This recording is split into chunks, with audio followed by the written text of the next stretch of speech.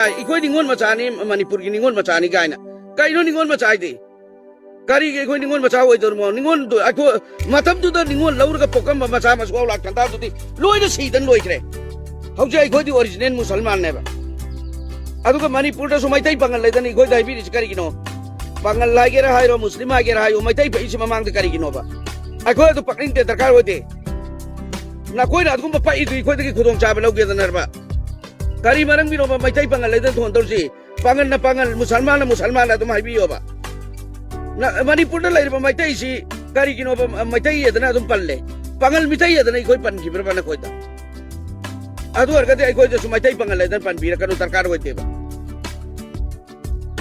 पंगल नुपीना लेता मगे करीनो अफपुरक तौरसे हयेंग अलागी रसूल की ममांगता कयामत की नुमित्ता अलागी ममांगता अखोई सिम करमैना उत्कदौरिबो एदनी याय इखोई निंगोन मचानी मणिपुर की निंगोन मचानी गायना कईनो निंगोन मचाई दे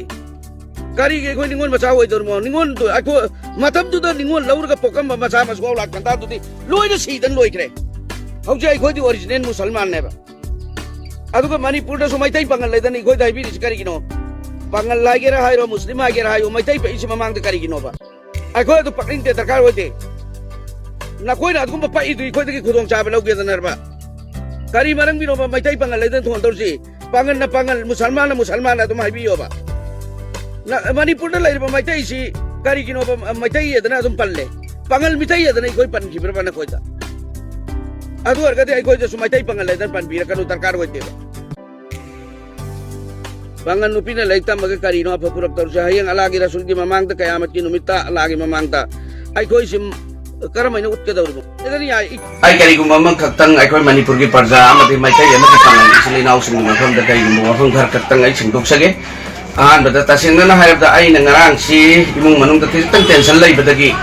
आई सि तसेंगना लै हादि imung manungda सावरबा मतुंदा आई सेना लिलोंगदा हेगेचबनी अदुदा हेक लिलोंग पुलिस ममांगदा सुमाय तौदि इरांगन थोरगा नुपी एमा तारगा लैरंबदो अहानबदि आई खंगदेबा नुपी दु तारगे लैरंबदो खितंग आई टेंशन सि लैखिदना सेंगना हायरबदा करी मरंग दिनो हंगबकादा सिगुम्बनी हायबदु आई टेंशन सि खितंग लैखेबा लैबदुदा आई तसेंगना हायदा वीडियो मतेतु अमाइना तसेंगना हायदा सियमबनि सुम्मी अखोई तसेंगना हायदा मणिपुर इरमदा मणिपुर सि अखोई मैतै निंगोन की मसानी नंबर 1 वरीनी तसेंगना हायदा अखोई लोइनम आई तसेंगना वाई वाता सिंदु की सितंग आई सोइख्रे सेंगना मखायरबदा आई हानासु सुकुम बाकाय तो एखोइना दिंगाम जदबनी फगी फरांग अमा वरीनी पावलांग अमा मगिताय अदुम तौजबनी सेंगना हायरबदा दु